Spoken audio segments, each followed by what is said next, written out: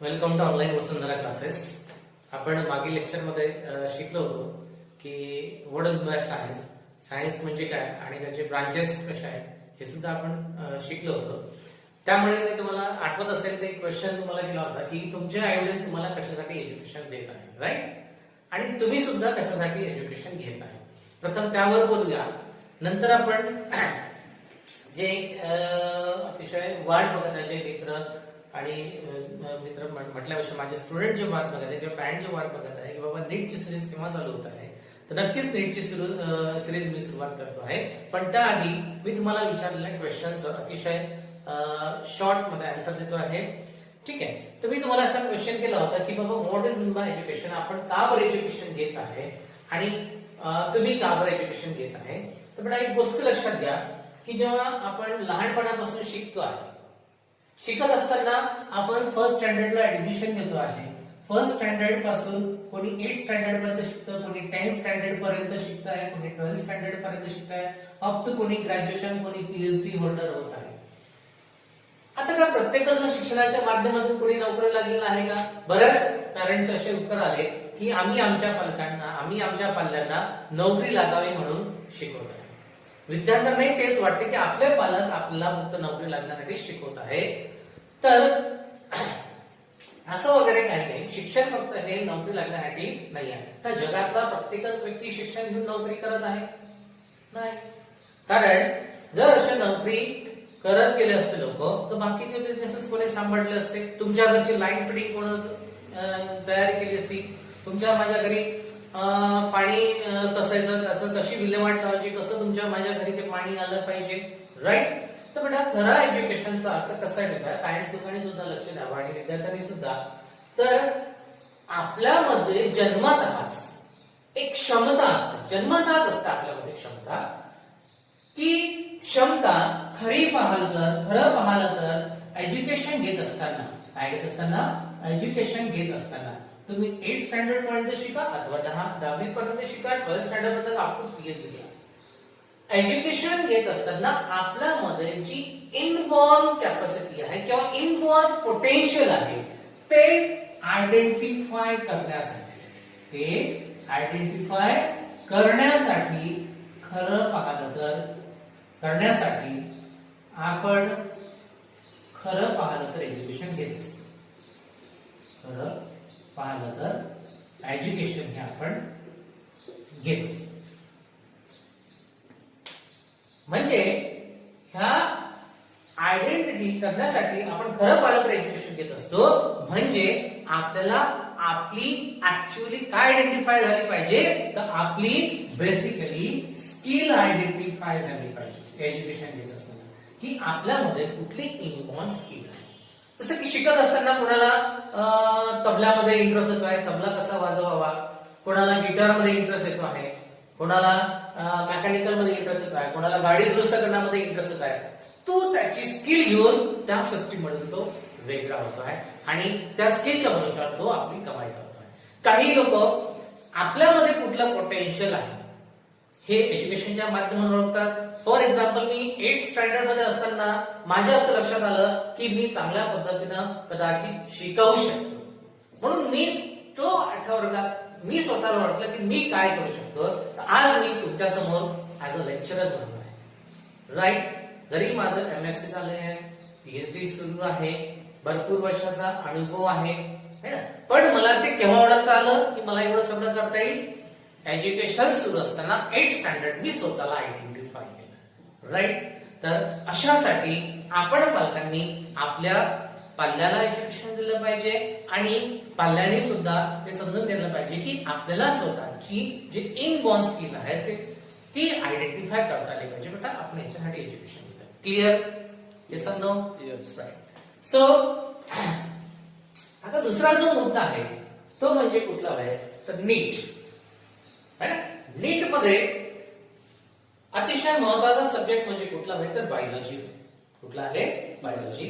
तर as a बायोलॉजीचा lecturer म्हणून मी आता समोरचे सगळे जे काही आहे ते नीट सिरीज तुमच्या समोर प्रेझेंट होणार आहे. आपण सायन्स शिकत असताना मी तुम्हाला म्हटलं होते की फिजिक्स केमिस्ट्री ही माझे सब्जेक्ट नसून मी biology as a biology lecture म्हणून मी बायोलॉजीला समोर करणार, राईट. आणि समोर करत असताना बरेच अशा कन्सेप्ट लक्षात आले ह्या 10 वर्षामध्ये शिकवत असताना की सिलेबस कन्स्ट्रक्ट झालेला असतं. पहिल्या चॅप्टर काही नाव असतं, दुसऱ्या चॅप्टरचं नाव काही वेगळं नाव असतं, तिसऱ्या चॅप्टरचं काही नाव वेगळं असतं. परंतु 10 वर्षाच्या या प्रवासामध्ये असं लक्षात आलं की विद्यार्थ्यांना नेमकं कुठून शिकवलं.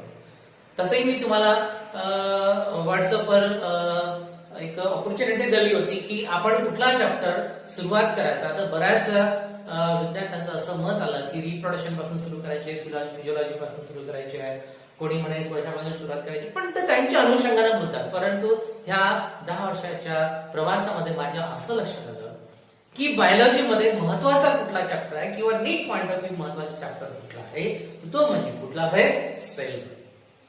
तर हा अतिशय महत्वाचा चॅप्टर आहे. जर तुम्ही ॲज अन ॲव्हरेज मागील वर्षाचे, मागील 5 ते 7 वर्षापासूनचे जर पेपर बघितले असेल, तर नीटचे किंवा मेडिकलला जाण्यासाठी जे पेपर तुम्हाला जे एंट्रन्स क्रॅक करावं लागतं, त्या अनुषंगाने माझा सुद्धा मी अभ्यास केलेला आहे तुम्हाला सांगण्यासाठी की सेल हा चॅप्टर बेसिकली सगळ्यात पहिले घ्यावा लागतो. आणि हा नीट पॉइंट ऑफ व्ह्यू का बरं एवढा इम्पॉर्टंट आहे, कारण ह्या सेल हे चॅप्टरवर कमीत कमी 7 ते 8 क्वेश्चन्स नेहमी हे बाउन्स होत राहतात. बाउन्स म्हणजे इन द सेन्स हे नेहमी येत राहतात. 7 ते 8 क्वेश्चन. म्हणून नीट साठी सुद्धा हा चॅप्टर अतिशय महत्वाचा आहे. हे सुद्धा एखाद्या लेक्चरचं सांगणे विद्यार्थ्यांना गरजेचं असतं. नाहीतर विद्यार्थी येतात, लेक्चर आपला फीस घेतो आहे, शिकवतो आहे आणि प्रोसीड करतात, असं नाही. माझ्याकडे तरी असं होत नाही. तो विद्यार्थी कशासाठी येतो आहे याचं आपल्याला निरसन व्हायला पाहिजे. त्याचे ज्या कल्पना त्याच्या मनामध्ये आहेत किंवा त्याच्या मनामध्ये जो न्यूनगंड आहे तो सुद्धा काढता आला पाहिजे. त्याच्यासाठी आपण शिकवत असतो. म्हणून मोस्ट ऑफ द नीट मध्ये सगळ्यात जास्त मार्काने विचारला जाणारा चॅप्टर म्हणजे कुठला आहे, तर सेल. तर बेसिक ऑफ द बेसिक मध्ये तुम्हाला लिहितो आहे म्हणजे इंट्रोडक्शन ऑफ द सेल, हे मी तुम्हाला पहिले शिकवत आहे. तर मी हेडिंग लिहितो आहे इंट्रोडक्शन ऑफ सेल. राईट. सगळ्यांनी इकडे लक्ष द्यावं. असं समजायचं आहे की जस्ट आपला लाईव्ह क्लास चालू आहे असं इंटरॅक्शन तुमच्या माझ्या सोबत दिसायला पाहिजे किंवा व्हायला पाहिजे. कदाचित काही लोक ऑनलाईन सुद्धा बसलेले असतील. Introduction of cell. आता बघा, इंट्रोडक्शन घेत असताना किंवा देत असताना डायरेक्ट सेल हा शब्द यूज न करता तुम्हाला त्या ट्रेनच्या ट्रॅकवर आणायचं कसं, किंवा आपल्याला ट्रॅकवर चालायचं, नीटच्या ट्रॅकवर चालायचं आहे. म्हणून तुम्हाला आता बघा ट्रॅकवर आणतो आहे. तर तुम्ही एखाद्या वेळेस मार्केटला गेलेले आहे. येस, मार्केटला सगळेच लोक जातात. मार्केटला जात असताना तर तुम्हाला वेगवेगळ्या प्रकारच्या बिल्डिंग दिसतात. येस, दिसतात आहे. काही हॉस्पिटल्स दिसतात. राईट. तर काही हट सुद्धा दिसतात. हट म्हणजे काय, तर झोपड्या आपल्याला म्हणतात है ना. कोणाच्या पडक्या झोपड्या असतात, कोणाच्या काही सुधारित झोपड्या असतात, मोठमोठ्या बिल्डिंग असतात. वेगवेगळ्या शेपच्या ह्या हॉस्पिटल्स आणि बिल्डिंग्स आपल्याला दिसतात. वेगवेगळ्या शेप असतात, वेगवेगळ्या त्याच्या साईज असतात है ना. त्याचप्रमाणे एक पहिलं उदाहरण हे झालं, मार्केटमध्ये जात असताना तुम्हाला वेगवेगळ्या टाईपचे बिल्डिंग, हॉस्पिटल आणि हट दिसतात. वेगवेगळ्या त्यांचे साईज, शेप असतो, त्यांचा साईज असतो. राईट. दुसरं एक्झाम्पल तुमच्या समोर घेतोय टेक्स्ट बुक. कुठलं घेतो आहे, टेक्स्ट बुक. आता मी तुम्हाला एक क्वेश्चन करतो आहे की हे टेक्स्ट बुक बनलेलं कशाने. आता मोस्ट ऑफ द उत्तर देतात की टेक्स्ट बुक हे कशाने बनलंय, तर बांबूनी बनलेलं आहे. येस, कारण डायरेक्टली टेक्स्ट बुक रिलेशन ही कागदाची येतं. कागदा कशाने बनतो आहे, तर बांबूने. आता इथे 100 जरी विद्यार्थी असतील तर त्याचा कॉमन उत्तर हेच राहील की टेक्स्ट बुक कशाने बनलेला आहे, तर बांबूनी बनलेला आहे किंवा लाकडाच्या लगद्याने तो बनलेला आहे. मी काय म्हणतो आहे याच्यावर लक्ष द्या. टेक्स्ट बुक म्हटलं की टेक्स्ट बुक म्हटलं आहे आणि कोणाच्या अंडर म्हटलं आहे, तर सेल आणि नीट पॉइंट ऑफ व्ह्यू. त्या म्हणजे नीट पॉइंट ऑफ व्ह्यू मी तुम्हाला क्वेश्चन केलेला आहे की टेक्स्ट बुक कशाने बनलेलं आहे. तर मोस्ट ऑफ द लोकांची उत्तरे काय आले की बाबा बांबूनी बनलेला आहे किंवा लाकडाच्या लगद्याने बनलेला आहे. ते बनलेलं आहे, बरोबर आहे, त्याने बनलेलं आहे, पण टेक्स्टबुक नाही बनलेला आहे, कागद बनलेला आहे. क्लिअर. टेक्स्टबुक मध्ये लागणारा जो कागद आहे तो त्याने बनलेला आहे, पण टेक्स्टबुक त्या लगद्याने बनलेला नाही. टेक्स्टबुक कशाने बनलेला आहे बघा. आता सिंपल वे सांगतो आहे, जे मराठी मीडियमचे विद्यार्थी असतात त्यांना समजावं हेच माझं इंटेन्शन आहे. कारण मोस्ट ऑफ द मराठी लोक अतिशय मराठी मीडियमचे लोक अतिशय उत्सुक असतात सायन्स घेण्यामध्ये आणि बिचारे येतात, क्लास होतात, मोठमोठ्या कॉलेजेसमध्ये ऍडमिशन घेतात, तिथचे लेक्चर डायरेक्ट शिकवतात. त्यांना असं वाटतं की सगळ्याच इंग्लिश मिडियमच्या सगळ्या सीबीएसईच्या पण असं राईट. त्यांना गुणापासून समजून सांगता आलं पाहिजे असा माझा अनुषंग आहे, असा माझं इंटेन्शन आहे. तर टेक्स्टबुक मध्ये काय असतात, तर टेक्स्टबुक मध्ये वेगवेगळ्या प्रकारचे वेगळा चॅप्टर्स असतात. काय असतात? चॅप्टर्स. हे तुम्हाला माहिती आहे. नंबर ऑफ चॅप्टर्स काय बनत आहे? टेक्स्टबुक बनत आहे. क्लिअर. नाव आता काही वर्ड मी यूज करत आहे, नंतर तुमच्याचकडे त्यांचा आन्सर ते मी आन्सर सांगणार नाही. बघा, चॅप्टर्स बनायला काय लागतात आहे, तर चॅप्टर्स बनायला पॅराग्राफ लागतात. काय लागत आहे? पॅराग्राफ लागत आहे. पॅराग्राफ बनण्यासाठी काय लागत आहे? काही लोक बघत असतील तर ते मनात म्हणतात आहे, बरोबर आहे. पॅराग्राफ बनायला काय लागत आहे? तर सेंटेन्सेस लागत आहे. सेंटेन्सेस बनायला काय लागत आहे? तर वर्ड्स लागत आहे. आणि वर्ड्स बनायला काय लागत आहे? तर अल्फाबेट लागत आहे. काय लागत आहे? अल्फाबेट. आता बघा, जर हा अल्फाबेट नसता हे टेक्स्टबुक बनलं असतं का? बिलकुल नाही बनलं असतं. आता मला सांगा, हे बिल्डिंग आहे, हॉस्पिटल आहे, हट आहे, यांचे शेप वेगळे आहे, यांचा साईज वेगळा आहे. तर तुमच्या माझ्या घरी सुद्धा नंबर ऑफ शेप, साईज, कलरचे काय आहे? टेक्स्टबुक आहे. तर बेटा बेसिकली बनलेले कशापासून आहे? तर टेक्स्टबुक बनलेलं आहे एका अतिशय छोटा जो पार्टिकल आहे, आपण पार्टिकल त्याला म्हणू शकतो आहे, तर त्याचं नाव म्हणजे काय आहे? अल्फाबेट. जर आपण अल्फाबेट एकत्र केले नाही तर वर्ड बनत नाही, वर्ड एकत्र केले नाही तर सेंटेन्स बनत नाही, सेंटेन्स एकत्र केले तर पॅराग्राफ बनत नाही, पॅराग्राफ एकत्र केल्याशिवाय चॅप्टर बनू शकत नाही. म्हणजे काय बनू शकत नाही? टेक्स्टबुक बनू शकत नाही. क्लिअर है ना? म्हणजे the basic unit of textbook that is what? Alphabet. The basic building block of this building, hospital, hut, having the various shape and the size, that unit is called as the bricks. काय बेटा ते? bricks आहे. तर एवढ्या सोपी language मध्ये मराठी मीडियमच्या विद्यार्थ्यांना हे समजलं पाहिजे, हेच माझं इंटेन्शन आहे. अपेक्षा करतोय हे की हे तुम्हाला समजलं असावं अतिशय सोप्या भाषेमध्ये. क्लिअर? तर समज चालूया? येस. तर बघा, इंट्रोडक्शन पॉइंट ऑफ व्ह्यू मी तुम्हाला सांगतो आहे की बाबा हे दोन एक्झाम्पल आपण घेतले आणि ह्या दोन एक्झाम्पल पॉइंट ऑफ व्ह्यू आता मी आपल्या बरोबर चॅप्टरवर येतो आहे. तर आपल्या चॅप्टरचं नाव काय आहे? सेल आहे. आणि एनसीईआरटी मध्ये ह्या चॅप्टरचं नाव काय आहे? तर the basic unit of life. The basic unit of life. The basic unit of life, that is a cell.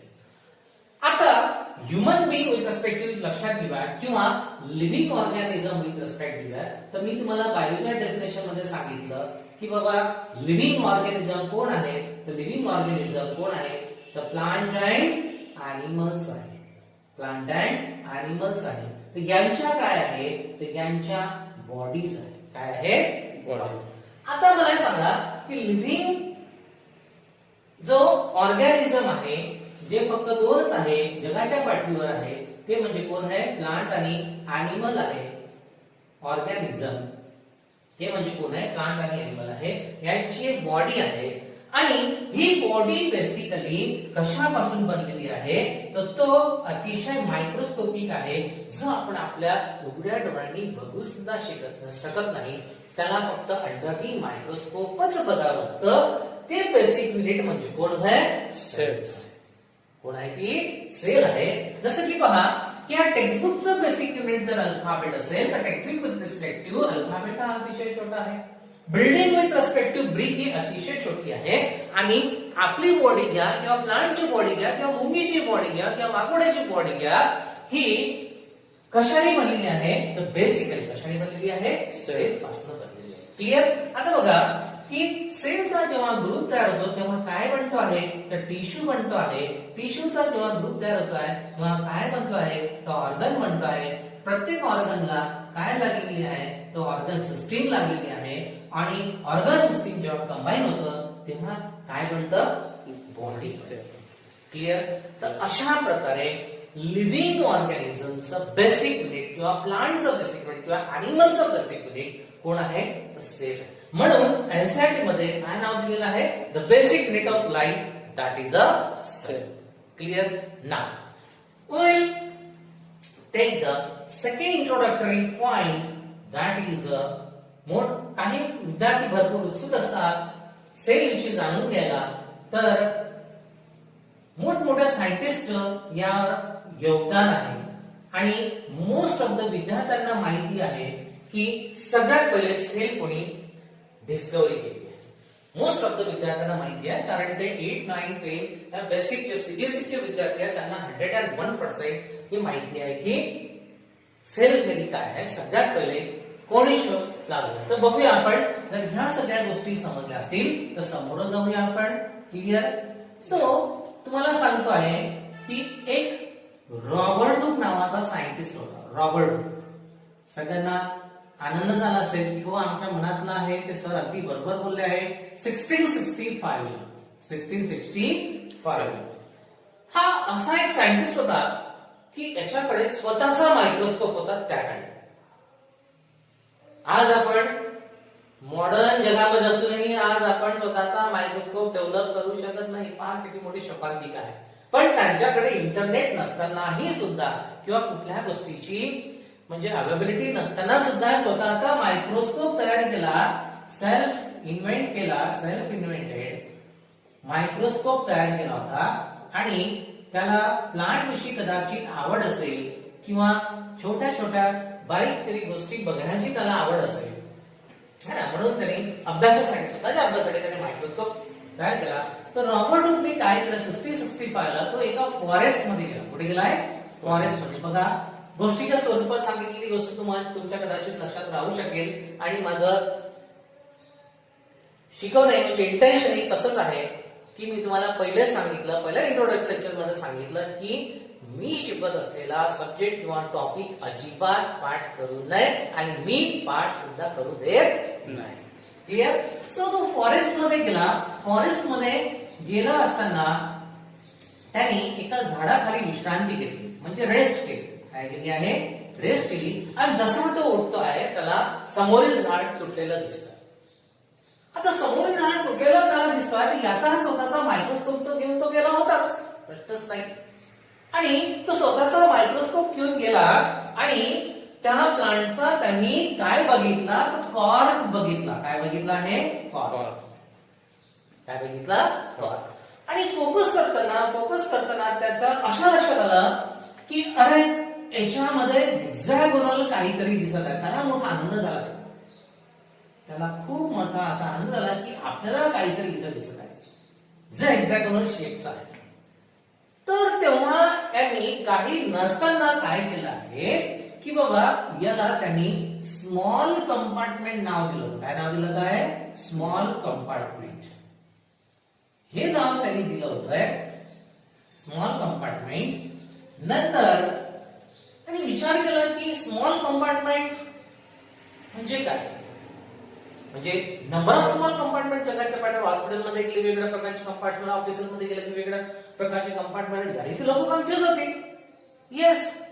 मग आता काय केलं? या स्मॉल कंपार्टमेंटला यांनी काय केलं? आणखी दुसरं नाव दिलं. लॅटिन भाषेमध्ये कुठलं नाव दिलं असेल तर याला सेल्युलर नाव पडलं. काय नाव दिलं आहे? सेल्युलर. पण हा लॅटिन भाषेमधला शब्द आहे. हा फक्त कोणाला समजत असेल मग तेव्हा लॅटिन भाषा ज्यांना येते तेव्हा. पण suppose will take example of. आता हे लक्षात राखण्यासाठी बघा मी कशी टेक्निक सांगतो आहे की तुम्हाला आपण जे मराठी लोक भाजीपाला घेत असताना वांगा घेतो, राईट? हिंदी लोक त्या वांग्याला काय म्हणतात? बैंगन म्हणतात. सपोज एखादा पंजाबी असेल तर तो त्याला काय म्हणतोय? बटे म्हणतोय. म्हणजे काय होतं की रिजन नुसार, लँग्वेज नुसार, है ना, कंट्री नुसार त्याला नाव कसं आहे? वेगवेगळं आहे. मग आता सेल्युला कोणाला समजेल का? आपल्यासारख्या मराठी व्यक्तीला सेल्युला समजेल का बाबा? नाही, बिलकुल समजणार नाही.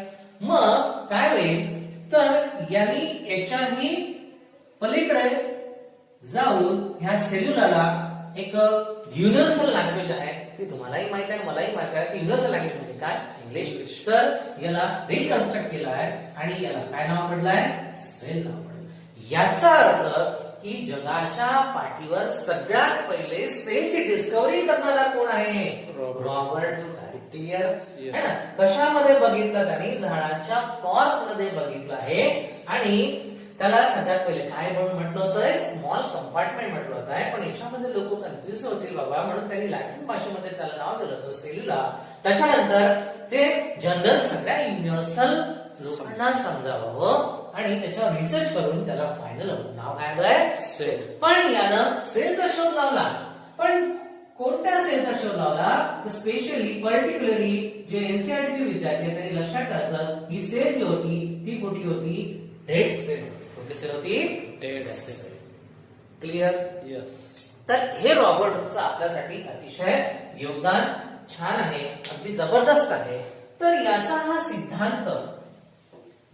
सिद्धांत काही काळ कदाचित असाच राहिला असावा. तर यांनी डेड सेलचं डिस्कवरी केली होती. याच्यानंतर आणखी एक सायंटिस्ट आला, त्याचं नाव होतं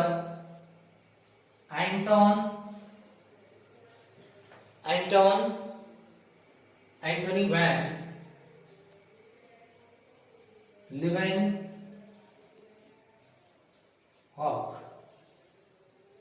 यांनी काय केलं?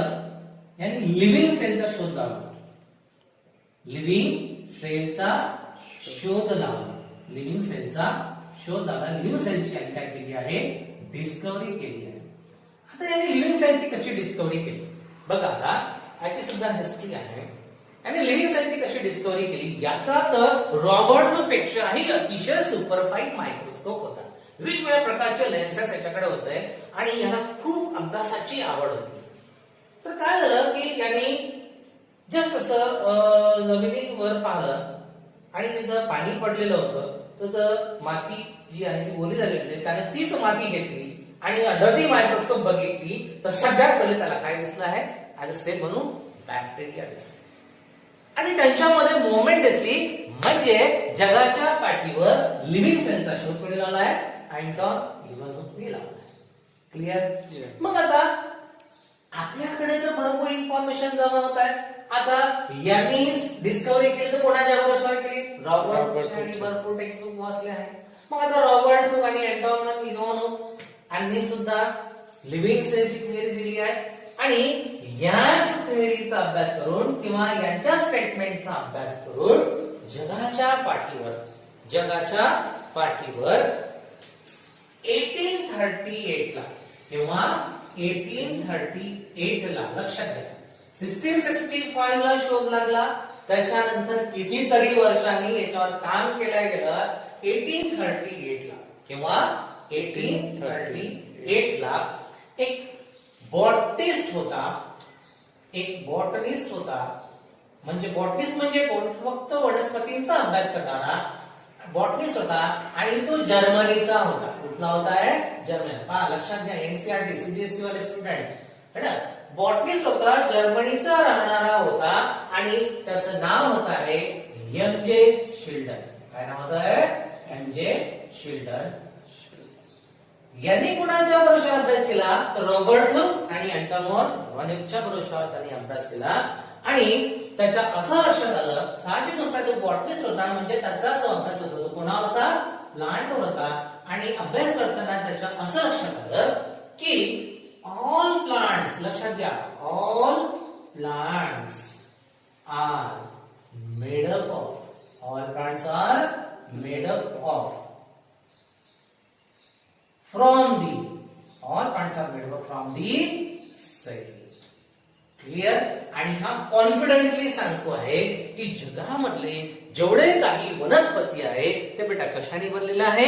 सेलने बनलेले आहे. याचा शोध कोणी लावला आहे? जर्मनीचा सायंटिस्ट होता, बॉटनिस्ट होता. त्याचं नाव काय आहे? एम.जे. शिल्डन. क्लिअर? नाव लगेच 1839 ला एक झूलॉजिस्ट होता. कोण होता? झूलॉजिस्ट होता. पहा, तेव्हाचे लोक किती चिकित्सक होते. आता आपल्याकडची कंडिशन आहे की त्याने शोध लावला, पहिले त्याला मागे सुट्टे. पण त्यांनी शोध का बोलावला याच्यावर मात्र आपण कधीच डायग्नोसिस करत नाही किंवा कधीच त्याचा विचार करत नाही किंवा कधीच त्याचा अभ्यास करत नाही. बघा त्यावेळेच्या सायंटिस्टचं एकमेकांमध्ये किती त्यांच्यामध्ये आकर्षण होतं, किती अभ्यास करण्याची तयारी त्यांच्यामध्ये होती. तर दुसरा जो होता तो झुलॉजिस्ट होता आणि हा कुठला होता, तर हा ब्रिटिश सायंटिस्ट होता. ब्रिटिश सायंटिस्ट होता, इंग्लंडचा सुद्धा म्हणू शकता आपण, आणि त्याचं नाव होत आहे थिओडर शॉ. काय नाव होत आहे? थिओडर शॉ. थिओडर शॉ.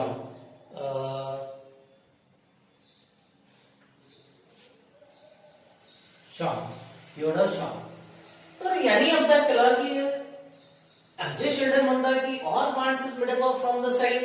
बायोलॉजीचं डेफिनेशन म्हणते की all living organism are means plants and animal. याच्या असं लक्षात आलं की बाबा हा झुलॉजिस्ट होता, तर हा याचा प्राण्यावर जास्त लक्ष होत आहे.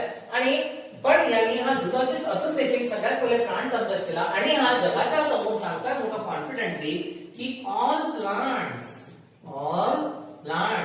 And animal also. बघा इथं and animal also are made up from the कशापासून मिळतात, तर सेल पासून. All plants and animals are made up from the cell, and this statement is given by the zoologist, British scientist, that is called the Shaw. Clear? आता एक लक्षात घ्या, मी तुम्हाला biology definition तर सांगितलं होतं की biology is a branch of science which deals with the study of living organism. आणि त्याच्या ब्रॅकेट मध्ये मी तुम्हाला दिलं होतं की बाबा plant and animals. So this is the plant and here is a animals. आणि ह्या दोघांचं कॉमन सरनेम आपण काय घेतलं होतं आहे? लिव्हिंग ऑर्गॅनिझम घेतलं होतं. काय घेतलं आहे? Living organism. आणि जगातल्या प्रत्येकच लिव्हिंग ऑर्गॅनिझमला काय असतंय? लाईफ असतं. काय असतंय? लाईफ. आता मला सांगा की प्लांटरी सेलनी बनलेला आहे, अॅनिमल सेलने बनलेला आहे, म्हणजे लिव्हिंग ऑर्गॅनिझमला लाईफ आहे. आणि म्हणूनच आपल्या लाईफचं बेसिक युनिट म्हणजे कोण आहे? सेल. सेल. क्लिअर गोष्ट आहे. म्हणून आपल्या लाईफचं बेसिक युनिट कोण आहे? सेल. नाव यांचं झाल्यानंतर ह्या दोघांचे स्टडी झाल्यानंतर 1855 आय थिंक 1855 ला भरपूर वर्षाच्या कालावधीनंतर म्हणजे भरपूर वर्षानंतर एक रुडॉल्फ विर्शॉ नावाचा सायंटिस्ट आला. रुडॉल्फ विर्शॉ नावाचा सायंटिस्ट आला. कोणी त्याला विर्को सुद्धा म्हणतात आहे काही लोक. तर असू द्या, रुडॉल्फ विर्शॉ किंवा विर्को है ना. तर विथ रेस्पेक्टिव्ह लँग्वेज त्याचं प्रोनाउन्सिएशन वेगवेगळं येतात, हरकत नाही. रुडॉल्फ विर्शॉ हा विचार करतोय की या वर्ल्ड में के जितने भी प्लांट्स हैं वो सेल से बने हैं, वर्ल्ड में के जितने भी एनिमल हैं ये सेल से बने. बट ये सेल आई कहां से? है ना. म्हणजे त्याच्या मनामध्ये, त्याच्या माइंड मध्ये तो प्रश्न त्याला सतावत होता. मग त्यांनी स्टेटमेंट दिलं, ह्याचा अभ्यास करून ओमनीज सेल्युलर ई सेल्युलर हे स्टेटमेंट कोणाच्या भरोशा दिलं? या दोघांच्या सायंटिस्टच्या स्टेटमेंट नुसार कदाचित त्याला दिलं असावं. कारण या रुडॉल्फ विर्शॉला यांच्याशिवाय अभ्यास करणारा कोणीच नव्हता, कारण यांच्याच देण्याचा नियम असला होता. क्लिअर गोष्ट आहे, right. So omni cellular e cellular याचा अर्थ काय? याचा अर्थ असा होता आहे की all cell is arises from pre-existing living cell. Which means omni cellular e cellular. आता हे स्टेटमेंट म्हणजे कुठलं आहे? लॅटिन लँग्वेज मधलं स्टेटमेंट आहे. पुन्हा ते सांगतो आहे की हे फक्त कोणाला समजायचं आहे?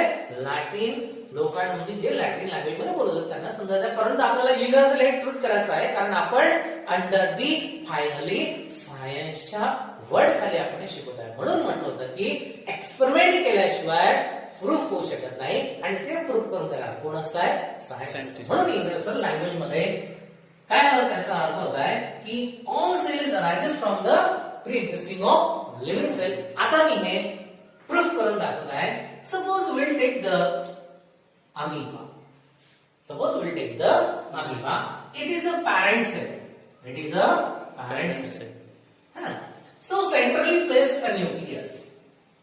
Centrally placed a nucleus, and surrounding the nucleus a jelly-like substance that is called the cytoplasm. अपना सेल डिवीजन चैप्टर तो नहीं हुआ है, बट फिर भी मैं यह समझने के लिए आपको कुछ टर्मिनोलॉजी देता हूं.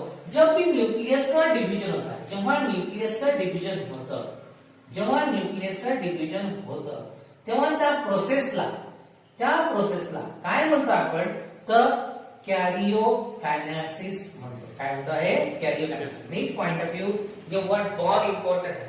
सायटोप्लाझमचं जेव्हा डिव्हिजन होतं तेव्हा काय होतं, त्या प्रोसेसला आपण काय म्हणतो आहे, त्या प्रोसेसला आपण सायटोकायनेसिस म्हणतो. काय म्हणतो आहे? सायटोकायनेसिस. मराठी मीडियमचे विद्यार्थी अतिशय कटाक्षाने लक्ष द्या, हे पुन्हा पुन्हा तुम्हाला मिळणार नाही. राईट? हे कोण आहे? अमिबॉइड सेल आहे, पॅरेंट सेल आहे. जेव्हा डिव्हिजन होतं तर सगळ्यात पहिले डिव्हिजन कोणामध्ये होत आहे? न्यूक्लियस होत आहे, आणि त्या न्यूक्लियसच्या डिव्हिजन होण्याच्या प्रोसेसला काय म्हणतो आहे? कॅरियोकायनेसिस म्हणतो आहे. त्यानंतर सायमल्टेनियसली नंतर लगेच पूर्ण न्यूक्लियसचं डिव्हिजन झाल्यानंतर लगेच सायमल्टेनियसली कोणाचं डिव्हिजन होत आहे? सायटोप्लाझमचं डिव्हिजन होत आहे, आणि त्या प्रोसेसला आपण काय म्हणतो आहे? सायटोप्लाझम. मला कन्सेप्ट कुठला क्लिअर करायचा आहे? मला कन्सेप्ट क्लिअर हा करायचा आहे की all cell is arises from the pre existing cell. Clear? शिकवताना हा शब्द कोणी लावला आहे? रुडॉल्फ विल्सनने लावला. Right? So this is the parent cell. Parent cell यामध्ये सगळ्यात पहिले तुम्हाला डिव्हिजन होताना कशामध्ये दिसतंय? तर न्यूक्लियस मध्ये होताना डिव्हिजन होत आहे. काय होतं बेटा? तर कॅरियोकायनेसिस होतं. काय होत आहे? एक न्यूक्लियस आहे, तर फ्रंट मध्ये तुम्हाला जस्ट अशी लाईन दिसत आहे, आणि न्यूक्लियस डिवाइड होताना दिसत आहे, आणि नंतरची जे स्टेज आहे ना, तर हा परिपूर्ण अशा पद्धतीने तुम्हाला दिसत आहे.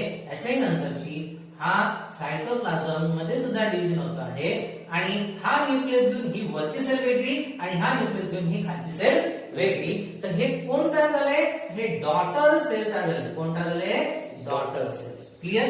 आता ही कुठली सेल होती? ही पॅरेंट सेल होती. कुठली सेल होती? पॅरेंट सेल होती. पॅरेंट सेल पासून काय तयार झालंय? डॉटर सेल तयार झाले. आता हे डॉटर सेल कोणापासून आले? पॅरेंट. तर ही कधीतरी डॉटर होती, तर ही कोणापासून आली? त्याच्या पॅरेंट सेल पासून. ही कोणापासून आली? त्याच्या पॅरेंट सेल. म्हणून काय म्हणतो आहे? रोडच्या ओमनी सेलला इन सेलला it means all cells arises from the pre existing living cell, not dead cell. Because we already learned dead cell as well as a living cell, but living cell में ही division होता है, dead sale में division नहीं होता. समझ में आया? ये हो गया सेल थ्योरी आपको. राइट? तो सेल थ्योरी में कितने साइंटिस्ट का योगदान है? तो 3 से 4 साइंटिस्ट का योगदान है, और सबसे पहला जो योगदान जाता है वो किसको जाता है? रॉबर्ट. अगर रॉबर्ट हुक नहीं रहता था तो वर्ल्ड में मुझे ऐसा लगता है कि सेल भी नहीं होती थी. राइट? तो सबसे पहले कौन है? रॉबर्ट हुक है. उसके बाद में कौन है? एंटोन वन लीवानोव का है. नाम बड़ा हार्ड है, लेने में भी तकलीफ जाती है. राइट? नेक्स्ट साइंटिस्ट कौन है? फिर जर्मनी का है, दैट इज द सेल्डर है. और उसके बाद में भी ब्रिटिश साइंटिस्ट है, जूलॉजिस्ट है, वो कौन है? शॉन है. नेक्स्ट साइंटिस्ट कौन है? रुडोल्फ विल्सन है. इसने सब आपके सामने प्रेजेंट किया है कि all cells arises from the pre existing living sale.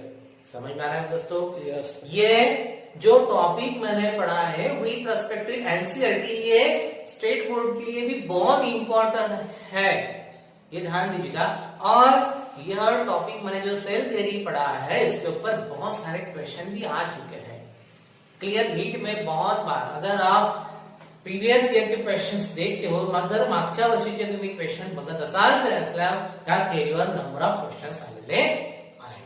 जगातला कुठलाही लिव्हिंग ऑर्गॅनिझम ची सुरुवात, जगातल्या कुठलाही लिव्हिंग ऑर्गॅनिझम सुरुवात हे सिंगल सेल पासूनच होतं. हे केव्हापासून होत आहे? सिंगल सेल पासून. हा सुद्धा एक सेल थ्योरीचा भाग आहे. क्लिअर? आता एनसीईआरटी विथ रिस्पेक्ट जर गेलं तर cell is a basic unit of life हा 8 नंबरचा चॅप्टर आहे. त्याच्यानंतर बायोमॉलिक्युल्स, त्याच्यानंतर कोण आहे?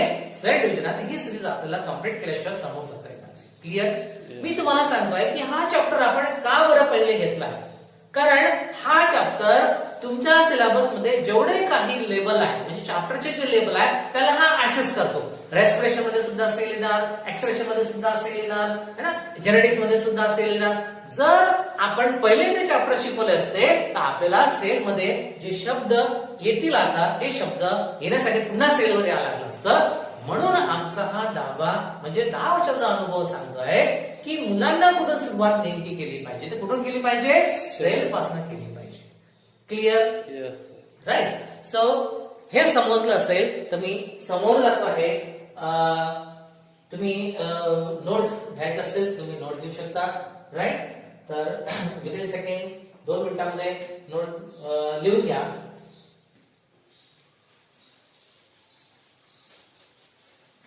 लाईव्ह कम्युनिकेशन वाटलं पाहिजे, जणू काही आपण एकमेकांसमोर बसलेलो आहोत असं वाटलं पाहिजे. राईट. हा आपल्याला फायदा करून घ्यायचा आहे लॉकडाऊनचा. लॉकडाऊन जरी असलं तरी सुद्धा आपला जो अभ्यास आहे तो मागे नाही पडला पाहिजे. कॉन्फिडन्स लेवल लूज नाही झाली पाहिजे. लोक वेगवेगळ्या प्रकारचं सांगतात की यावर्षी बॅचेस होणार नाही, यावर्षी कॉलेजेस सुरू होणार नाही, यावर्षी कसं होणार, तो नंतरचा प्रश्न आहे. आता प्रेझेंट मध्ये आपल्याकडे काय आहे त्याच्यावर आपण बोलूया. क्लिअर? आता प्रेझेंट मध्ये आपण सेल थेअरी शिकलो आहे, सेल विषयी शिकलो आहे, इमॅजिन करतो आहे किंवा असं मी कन्सिडर म्हणजे करतो आहे की तुम्हाला ह्या सगळ्या गोष्टी समजल्या असतात. क्लिअर? आता नेक्स्ट मुद्द्यावर येऊ आपण. सेल थेअरी संपल्यानंतर नेक्स्ट जो मुद्दा आहे बायलॉजीचा अभ्यास कसा करताय तर मॉर्फोलॉजिकल विथ रिस्पेक्टिव्ह आपण जर विचार केला किंवा नंबरिंग नुसार जर आपण सगळ्यात पहिले नंबरिंग नुसार घेऊया. आपण नंबरिंग मध्ये किती सेल आहे जगाच्या पाठीवर, नंबरिंग नुसार किती सेल आहे, नंबरिंग ऑफ सेल. तर नंबरिंग नुसार जगाच्या पाठीवर फक्त 2च सेल आहे. एक म्हणजे कुठली, एक म्हणजे युनिसेल्युलर. कुठली सेल्युलर? युनिसेल्युलर. आणि दुसरं म्हणजे कोण आहे, मल्टी सेल्युलर. तर मराठीवाले म्हणतील, मराठी मीडियम वाले म्हणतील अरे यार हे तर आपण सर्व कधी ऐकलंच नाही. आता मोठी पंचायत झाली. शहरात शिकायला आलो बाबा, मोठ्या कोचिंग क्लास मध्ये गेलो आहे, अरे आता इंग्लिश नागात कसं घाबरण्याची गरज नाही. माझं इंटेन्शन तेच आहे की मराठी मीडियमच्या विद्यार्थ्यांना परिपूर्ण क्लिअर समज. युनिसेल्युलर म्हणजे काय होतं in Marathi, that is called the एक पेशीय. अरे एक पेशी म्हणजे काय हे आपल्याला समजून येणार मराठीत सांगितल्यानंतर, कारण हा शब्द आपण कधी ऐकलेला नसतो. एक पेशीय म्हणजे मी तुम्हाला तुमच्या कन्व्हिनियन्स मध्ये सांगतोय बेटा, लक्ष ठेवा. युनिसेल्युलर एनिमल म्हणजे काय किंवा एक पेशी एनिमल सेल्युलर म्हणजे काय, those living organism which is made up from the only one cell. जो लिव्हिंग ऑर्गॅनिझम, जो जिवंत जीव फक्त एका आणि एकाच पेशीनी बनलेला आहे त्यालाच आपण काय म्हणतो आहे, युनिसेल्युलर. आता काही कठीण आहे का बाबा? बिलकुल कठीण नसायला पाहिजे. सो इथं मी एक डेफिनेशन देतो आहे युनिसेल्युलरची.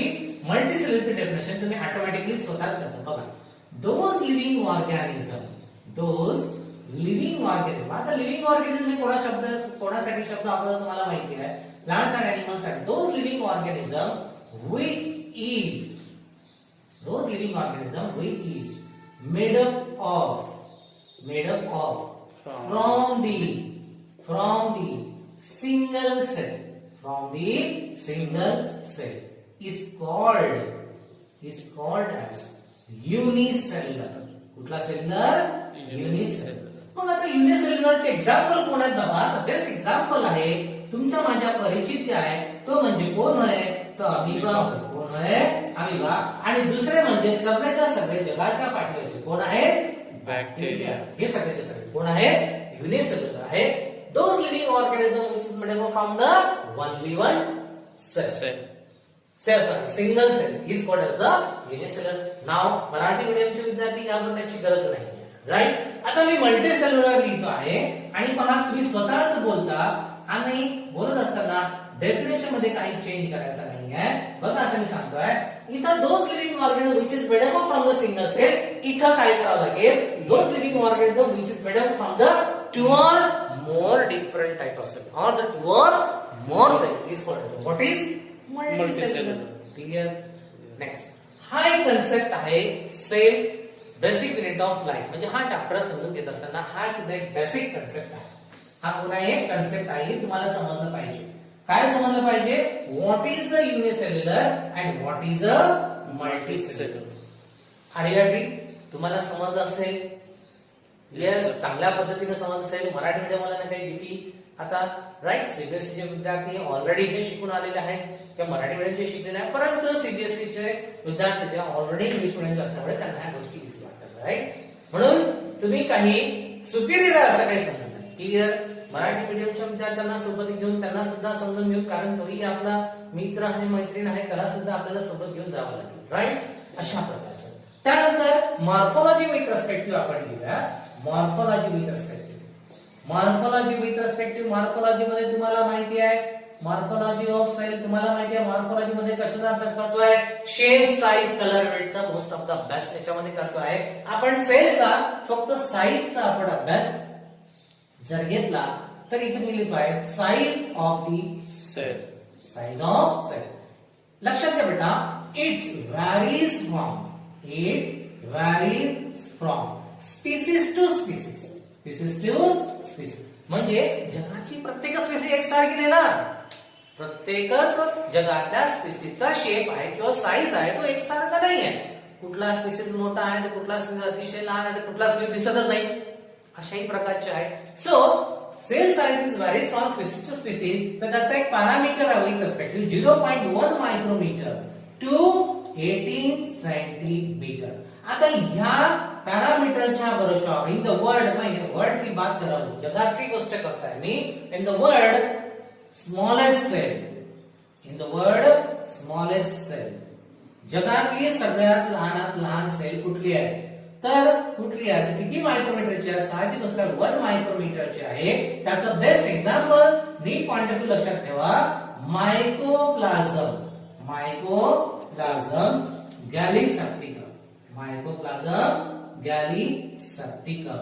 It is a animal bacteria. Which bacteria? Animal bacteria. पहा, मोस्ट ऑफ द लोकांना ही सुद्धा टर्म माहित नाही आहे आणि मराठी मीडियमच्या विद्यार्थ्यांनी पुन्हा घाबरून आहे मायकोप्लाझम गॅलिसेप्टिक म्हणजे काय ते 30 मार्क असेल असा प्रश्न नाही. राईट, सवय होता हॅबिच्युअल होता ह्या सगळ्या गोष्टी जेव्हा तुमच्या कानावर पडतात तर तेव्हा तुम्हालाही सीबीएसईच्या स्टुडंट सारखं वाटेल. ही माझी गॅरंटी. क्लिअर? काय तुम्ही माझ्या हंडर आहे. Yes or no? Yeah.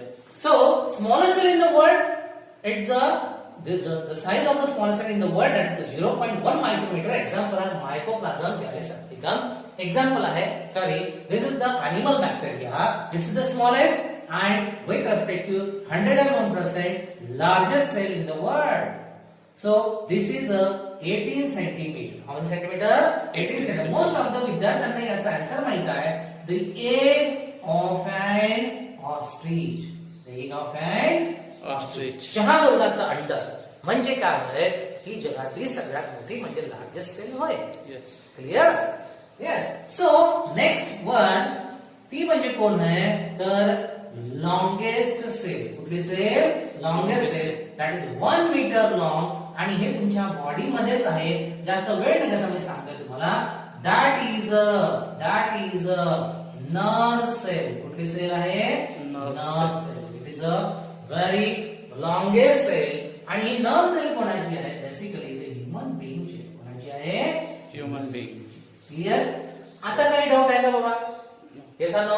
So हे सुद्धा मोस्ट ऑफ द मोठ्या कोचिंग क्लासेसमध्ये सुद्धा घेतलं जात नाही ही गोष्ट किंवा मोठ्या शाळेमध्ये सुद्धा गोष्ट सांगत नाही. Presentation clear?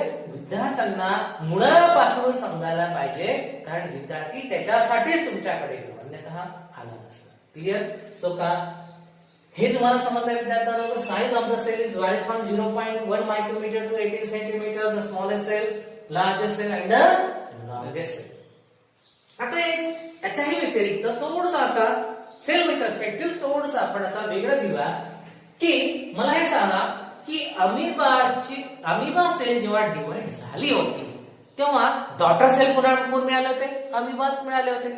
सिंपल गोष्ट. पॅरामोशियम डिवाइड होईल तर कोण मिळेल? पॅरामोशियमच मिळेल. पण आता थोडंसं वेगळं मी तुम्हाला क्वेश्चन विचारतो. जे लोक 10 स्टँडर्ड स्टेट बोर्ड शिकले आहे, लक्षात घ्या मी काय म्हणतो, जे लोक 10 स्टँडर्ड स्टेट बोर्ड शिकले आहे, ज्या टीचरने तुम्हाला शिकवलं आहे त्या म्हणजे टीचरने तुम्हाला शिकवलं असेलच परंतु काही विद्यार्थ्यांनी ते आत्मसात केलं नसेल किंवा लक्ष नसेल किंवा त्या टीचरनी शिकवलं. याच्यात दोन तफावत आहे. असं नाही की टीचर प्रत्येकच वेळी बरोबर असतो. राईट? सो तुम्हाला एक क्वेश्चन आहे की जर अमिबा सेल हे 2 डॉटर अमिबा सेलला जन्म देतो आहे, पॅरामेशियम हे 2 डॉटर सेलला जन्म देत आहे किंवा त्याला बॉर्न करत आहे, तर अशी कोणती सेल आहे, अशी कुठली सेल आहे की ती sale 220 different type सेलला 220 different type of सेलला जन्म देतो. 220 डिफरंट टाइप ऑफ सेल ती काय करत आहे, जन्म देत आहे, डिवाइड करत. अशी कुठली सेल आहे? येस, आता मोठी पंचायत झाली. येस ना, पर टेस्ट स्टँडर्डला आपण शिकलो, पण आता आठवण आलं, अरे तेच तर बेसिक आहे. आणि ते बेसिक त्या टीचरनी तेव्हा ठासून सांगितलं पाहिजे तो विद्यार्थ्याला. आज माझे विद्यार्थी चूप आहे, कारण आपण तो कन्सेप्च्युअल आत्मसात केलेली नाहीये गोष्ट, म्हणून आपल्या ती लक्षात नाहीये. येस नो, जसं की पाणी हे हा शब्द आपण आत्मसात केला तर काय तुम्ही काय केलं आहे किंवा काय पिणार आहे यापैकी, तर तुम्ही उत्तर दिलं होतं पाणी, राईट. म्हणजे तुम्ही ती गोष्ट आत्मसात केली होती, म्हणून तुम्हाला ती पाठ करण्याची गरज नाही आहे. Yes no, yes. सो इथं 220 डिफरंट टाइप ऑफ सेल मध्ये डिवाइड होतात की ती सेल म्हणजे कुठली सेल होय, स्टेम सेल. कुठली सेल आहे, स्टेम सेल. क्लिअर आहे, लक्षात ठेवायचं. आणि या स्टेम सेलचं लोकेशन कुठं असतं, या स्टेम सेलचं लोकेशन तुमच्या माझ्या अम्बिलिकल कॉर्ड मध्ये. कुठं असतं, अम्बिलिकल प्लासेंटा असतो माहिती आहे तुम्हाला, प्लांट, त्याला मराठीचे लोक म्हणतात नाड. हे सांगू, तर त्या नाडीमध्ये जेव्हा आपण बॉर्न होतो आहे तेव्हा ही सेल डोनेट करतो आहे. जसं आपण आय प्रिझर्व करतोय, डोनेट करतो आहे, तसं सुद्धा आपण हे स्टेम सेल सुद्धा प्रिझर्व करू शकतो. जर आपल्या लाईफ मध्ये एखादा काही ऑब्स्टॅकल झाला किंवा एखादा ऑर्गन आपला काही खराब झाला, तर ही स्टेम सेल आपल्या बॉडीमध्ये इन्सर्ट करून तो ऑर्गन पुन्हा म्हणजे आपण पुनर्जीवित करू शकतो, म्हणजे पुन्हा तो आपण ऑर्गन घेऊ शकतो. क्लिअर? अशा पर्स्पेक्टिव्ह का मॉर्फोलॉजी ऑफ सेल तुम्हाला समजली आहे. याच्यामध्ये एक ऍडिशनल इन्फॉर्मेशन तुम्हाला दिली आहे, नीट पॉइंट ऑफ व्ह्यू सुद्धा कदाचित तुम्हाला समजलेली असेल. क्लिअर ना? आता इथं मॉर्फोलॉजी विथ रेस्पेक्ट टू साईजचा आपण विचार केला होता, इथं आपण शेप ऑफ द सेलचा विचार करूया. Shape of cell, shape of cell. आता काही आपण बेसिक जे सेल आहे जे आपल्याला नोन आहे तेच आपण इथं सेल दिला, कारण नंबर ऑफ सेल आपल्याला समोर अभ्यासाचे आहे. आता तुम्हाला शेप ऑफ द सेलचा विथ रेस्पेक्ट टू विचार करायचा असेल तर सगळ्यात पहिले त्या सेलचं नाव माहित पाहिजे. त्याला म्हणतो आपण नेम ऑफ सेल. काय म्हणतो आहे? Name of cell. त्यानंतर त्याचा शेप कसा आहे हे आपल्याला घ्यायचं, म्हणजे शेप ऑफ सेल. तर हे सुद्धा क्वेश्चन्स बरेच वेळा आलेले आहेत आणि याची अशी जस्ट शॉर्ट डायग्राम मी तुम्हाला काढून दाखवतोय, म्हणजे तुम्हाला त्याचा shape. Suppose will take the epithelial cell. कुठली सेल? Epithelial cell. त्याला मराठीमध्ये म्हणतो आपण अभिस्तर पेशी, एपिथेलियल सेल. तर ह्या सेलचे डायग्राम जर आपण बघितले तर काही अशा प्रकारचं दिसतं, राईट. आता तुमच्या माझ्या घरी किंवा घरून आपण एखादं दुसऱ्याचं घर बघतोय, जे नवीन कन्स्ट्रक्शन झालं आहे, तर त्याच्याकडे कॉलम असतात, कॉलम, राईट. ते कॉलम सारखे आहे. म्हणून एपिथेलियल सेलचा शेप जो आहे तो कसा शेप आहे? मग कॉलमनर शेप आहे. कसा शेप आहे? कॉलम. तर अशा सुद्धा छोट्या छोट्या गोष्टी तुम्हाला विचारतात, राईट. त्यानंतर आहे smooth muscle cell. Smooth muscle cell. तर हे सेल कशा असतात? तर ह्या सेल असल्या प्रकारचे असतात. एक जे टोक असतं ते नारळ असतं, दुसरे टोक नारळ असतं आणि मधामध्ये ब्रॉड असतं. तर याला म्हणतो आपण अशा सेलला स्पिंडल शेप. कुठला शेप? Spindle shape, right. त्यानंतर ओहम आहे, हा फिमेल बॉडी मध्ये जो ओरी प्रोड्यूस करताय. ओहम तुम्हाला जस्ट लाईक कसा दिसतोय, याचा शेप जर जनरली बघतोय आपण तर सर्क्युलर शेपचा आहे. त्याच्यानंतर स्पर्म हा मेल बॉडी मधला जो टेस्टिस प्रोड्यूस करताय, स्पर्म जर आपण अंडर मायक्रोस्कोप घेतलं कसा दिसतोय, याला आपण स्पायरल शेप म्हणतो आहे किंवा आपण याला थ्रेड लाईक शेप सुद्धा म्हणतोय. Thread like. जस्ट अमिबा जर आपण घेतला आहे तर अमिबा सगळ्या लोकांना माहिती आहे की अमिबा हा कुठल्या शेपचा आहे, याच्यावरूनच आपण सांगू शकता that is a irregular shape. हे सांगू. जर आपण आरबीसी घेतली, आरबीसी म्हणजे काय? Red blood cells. याला झूओलॉजिकल नेम आहे इरिथ्रोसाइट. तर हे जर घेतली आपण अंडर दी मायक्रोस्कोप तर काही अशा प्रकारे दिसतं. याला म्हणतो आपण सर्क्युलर बाय कॉन्केव्ह शेप. कुठला शेप आहे? Circular biconcave shape. अशा प्रकारचे शेप तुम्हाला लक्षात घ्यायचा आहे. डब्ल्यूबीसी ला जनरली लोक म्हणतात की ही अमिबॉइड सेल आहे, म्हणजे ही सुद्धा कशी आहे? इररेग्युलर शेप आहे. याला अमिबॉइड सेल सुद्धा म्हणतात, कॉन्व्हेंट शेप सुद्धा म्हणतात. त्याच्यानंतर प्लेटलेट्स आहेत जे ह्युमन ब्लड मध्ये असतात, राईट, ते सुद्धा आपल्याला अशा प्रकारचे दिसतात. तर हे सुद्धा कशा आहेत तर इरेग्युलर शेप आहे. आणि आपल्या बॉडीमध्ये नसणारी परंतु वॉटर लेवलवर असणारी तुम्ही नाव ऐकलं आहे, that is called the spirogyra. Spirogyra ही सुद्धा एक सेल आहे. स्पायरोगायरा सुद्धा तुम्ही डायग्राम बघत असाल, असल्या प्रकारची काही डायग्राम येतं, याला म्हणतो आपण रेक्टँग्युलर शेप. कुठले शेप आहे? Rectangular shape. तर अशा नंबर ऑफ सेल तुमच्या बॉडीमध्ये आहेत, आपल्या सराउंडिंग मध्ये आहेत, आणि ह्या शेपचा सुद्धा आपल्याला अभ्यास करणं अतिशय आवश्यक आहे. काय हे समजलं? साईज ऑफ द सेल समजली, त्यानंतर शेप ऑफ द सेल समजला. पहा, हळूहळू हळूहळू आपण बेसिक जो वर्ड आहे आपला सेल आहे. का तुम्हाला तुमचं शरीर आहे, तुमच्या शरीराला पार्ट्स आहे, येस आहे. का प्रत्येक पार्ट सारखा आहे? नाही आहे. का प्रत्येक पार्टचं स्ट्रक्चर सेम आहे? नाही आहे. का प्रत्येक पार्टचं फंक्शन सेम आहे? नाही आहे. कारण जिथं स्ट्रक्चर वेगळं आहे, म्हणजे जसं स्ट्रक्चर तसं काय असतं, फंक्शन असतं. हे आपण बाहेरच्या डेफिनेशन मध्ये पहिलं. क्लिअर? सो प्रोसिड करताय तुम्हाला साइज ऑफ द सेल नंतर, शेप ऑफ द सेल नंतर प्रोसिड करतो आहे तुम्हाला पार्ट्स ऑफ द सेल. इकडे देतो आहे क्लिअर, पार्ट्स ऑफ सेल. एवढं बेसिक ऑफ द बेसिक आपल्याला शिकावं लागेल नीट मध्ये. Parts of cell. तुमच्या बॉडीचे जसे पार्ट्स असतात तसे सेलचे सुद्धा काही पार्ट्स असतात. तर there are 4 basic parts of the cell. जर असा क्वेश्चन आला, स्टेट बोर्ड मध्ये आला, तर सिंपली आपण लिहू शकतो आहे, आणि नीट मध्ये सुद्धा आला तरी सुद्धा आपण लिहू शकतो. बेसिक क्वेश्चन तर येणार नाही, पण सांगता येईल. Clear? So parts of the cell, there are 4 basic parts of the cell. There are 4 basic part of cell. There are 4 basic part of cell. Right? कोणते पार्ट आहे बाबा? तर तुम्हाला माहिती आहे there are 4 basic part of the cell. Diagram तुमच्या समोर present करतो आहे. तर हे जे आउटरमोस्ट लेयर जी काढली आहे मी, ती म्हणजे कोण आहे? ती म्हणजे कोण आहे? Cell wall. कोण आहे? सेल वॉल, जी कंटिन्युअस असते, राईट. आणि या सेल वॉलच्या आतमध्ये डिसकंटिन्युअस जी लाईन तुम्हाला ड्रॉ केलेली दिसत आहे, हे डिसकंटिन्युअस आहे, पोरस नेचरची असतं. हा दुसरा ऑर्गॅनल्स आहे, सॉरी दुसरा पार्ट आहे. पहिला पार्ट म्हणजे कुठला आहे? सेल वॉल आहे. दुसरा जो पार्ट आहे तो सेल वॉलच्या आतमध्ये असतो, त्याला सेल मेम्ब्रेन म्हणतो. काय म्हणतो आहे? Cell membrane. आणि हा कुठला पार्ट आहे? तो दुसरा पार्ट आहे. आणि त्याच्याही आतमध्ये, सेल मेम्ब्रेनच्या आतमध्ये जेलिलेक सबस्टन्स, ज्याचं नाव असतं साइटोप्लाज्म, जिसका नाम होता है साइटोप्लाज्म, है ना, वह जो पार्ट है सेल का, वो कौन सा पार्ट है? 3 नंबर का पार्ट है. तो कितने पार्ट हो चुके हैं? बेसिक 3 पार्ट हो चुके हैं. और यह साइटोप्लाज्म में कौन फंसे होते हैं? तो वेरियस टाइप के ऑर्गेनल्स फंसे होते हैं. जस्ट लाइक आपने नाम सुना है, जैसा कि गोल्गी कॉम्प्लेक्स आपने नाम सुना है, गोल्गी कॉम्प्लेक्स आपण ऐकलं आहे, व्हॅक्युअल्स नाव ऐकलं आहे, मायटोकॉन्ड्रिया नाव ऐकलं आहे. अशा प्रकारचे जेवढे काही ऑर्गेनल्स या सायटोप्लाझम मध्ये फसलेले आहे, त्यांना म्हणतो आपण सेल ऑर्गॅनल्स. काय म्हणतो आहे? Cell organelles. Cell organelles. तर अशा प्रकारचे 4 बेसिक पार्ट्स आहेत. कोणाचे? Part of cells. कोणाचे पार्ट्स आहे? सेल्सचे पार्ट. क्लिअर?